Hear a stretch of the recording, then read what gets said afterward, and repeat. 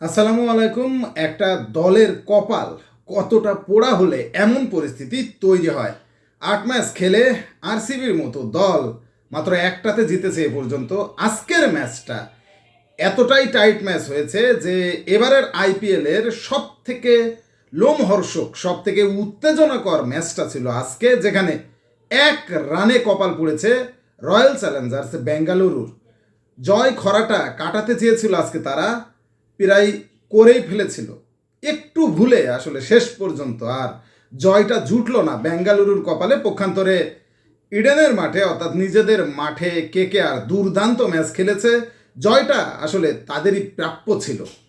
Andrew রাসেলের all-round নৈপুণ্য বলেন বা ব্যাটিংয়ের দিক থেকেও সল্ট, আয়ার, রাসেলের কথা তো বললামই, সবাই দুর্দান্ত পারফরমেন্স করেছে। কেকেআর প্রথমে ব্যাট করতে নেমে 222 রানের এক বিশাল স্কোর সংগ্রহ করে 6 উইকেট হারিয়ে, যেখানে সল্ট মাত্র 14 বলে 48 রান করেন এবং তিনি ওপেনিংয়ে ছিলেন। সূচনাটা দুর্দান্ত করেন সুনীল নারায়ণ।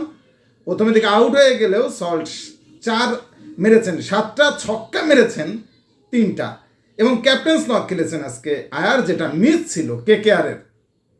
এবারের আইপিএলে আসলে শ্রেয়াস আয়ার নিজের ছন্দে ছিলেন না, আজকে দুর্দান্ত খেলেছেন। 36 বলে 50 রানের একটা ইনিংস খেলেছেন এবং অ্যান্ড্রু রাসেল 20 বলে 27 রান করেছেন। আসলে এই স্কোরগুলোর মিলিত ফলাফলে 222 রানে পৌঁছে যায় কেকেআর। অথচ এই দলটাই একটা সময় 5.6 ওভারে 75 রানে 3 উইকেট হারিয়ে বসেছিল। তখন কে ভেবেছিল 222 রান করে ফেলতে পারবে? তবে ইডেনের মাঠ, এখানে আসলে 223 চেস করাটা অনেকটা কঠিন, কিন্তু এবারের আইপিএল যেন ভিন্ন বার্তা দিচ্ছে। 200-র উপরে রান করেও ম্যাচ জেতা যাচ্ছে না, এমন একটা পরিস্থিতি। বিরাট কোহলি, ডুপ্লিসি শুরু করেছিলেন আজকে গ্রিন জার্সি দিয়ে, কিন্তু গ্রিন জার্সিও কপাল ফেরালো না বিরাট কোহলির। মাত্র 7 বলে 18 রান করতে পেরেছেন এই ব্যাটিং কিং। ডুপ্লিসি আজকে টিকতেই পারেননি, মাত্র 7 বলে 7 রান করে তিনি আউট হয়ে গেছেন। তবে জ্যাক্স দুর্দান্ত খেলেছেন, পাওয়ার প্লেটা তিনি কাজে লাগিয়েছেন। 32 বলে 55 রান করেছেন, 4টে 4 এবং 5টা 6-এর সহযোগিতায় তাকে সহযোগিতা করেছে রজত পতিদার। 23 বলে করেছেন 52 রান, যেখানে 3টে 4 এবং 5টা ছক্কা ছিল। মূলত জ্যাক্স আর পতিদারের যে 48 রানের 102 রানের পার্টনারশিপ, এটাই আরসিবিকে স্বপ্ন দেখাচ্ছিল। কলকাতার কাছ থেকে ম্যাচটা জয় ছিনিয়ে নেওয়ার স্বপ্ন, কিন্তু পার্টনারশিপ ভেঙে যাওয়ার পর আরসিবি ঘুরে দাঁড়াতে পারেন। তবে শেষের দিকে ম্যাজিক্যাল ইনিংস খেলেছেন করণ শর্মা। মাত্র 7 বলে 20 রান তিনি করেছেন, 3টে ছক্কা মেরেছেন। এই ছক্কা 3টে কার বলে মেরেছেন? কার বলে? মিচেল স্টার্কের বলে। চিন্তা করেন, তিনি শেষ ওভারটা বোলিং করেছেন। শেষ ওভারে যেখানে দলের জয়ের জন্য দরকার ছিল আরসিবির 21 রান, শেষ ওভারের আগ পর্যন্ত মিচেল স্টার্ক 2 ওভারে দিয়েছেন 36 রান। বুঝতেই পারছেন একেবারেই ছন্দে ছিলেন না, কিন্তু ক্যাপ্টেন আয়ার স্টার্কের উপরেই ভরসা রাখেন।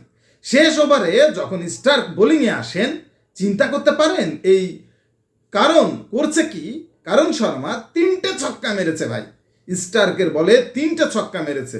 তার মানে 21 রানের ভেতরে 318 রান হয়ে গেল, কিন্তু কপাল মন্দ হলে যা হয়, এর পরে কট অ্যান্ড বোল্ড হয়ে যান। দুর্দান্ত এক ক্যাচে কট অ্যান্ড বোল্ড হয়ে যান করণ শর্মা, এবং আরসিবির জয়টা ওখানে মাটি চাপা হয়ে যায়। ফার্গুসন নামেন এর পরে, কিন্তু নেমে হয়ে যান রান আউট, আর কোনো সুযোগ ছিল না।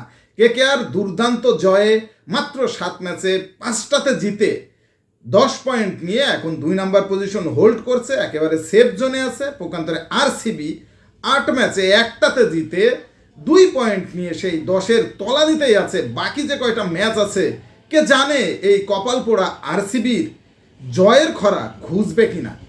ম্যাচটা কেমন উপভোগ করেছেন কমেন্টসে জানান। স্পোর্টসের সর্বশেষ আপডেট জানতে স্পোর্টস ফিভার চ্যানেলটি এক্ষুনি সাবস্ক্রাইব করে বেল আইকন বাজিয়ে দিন। ধন্যবাদ।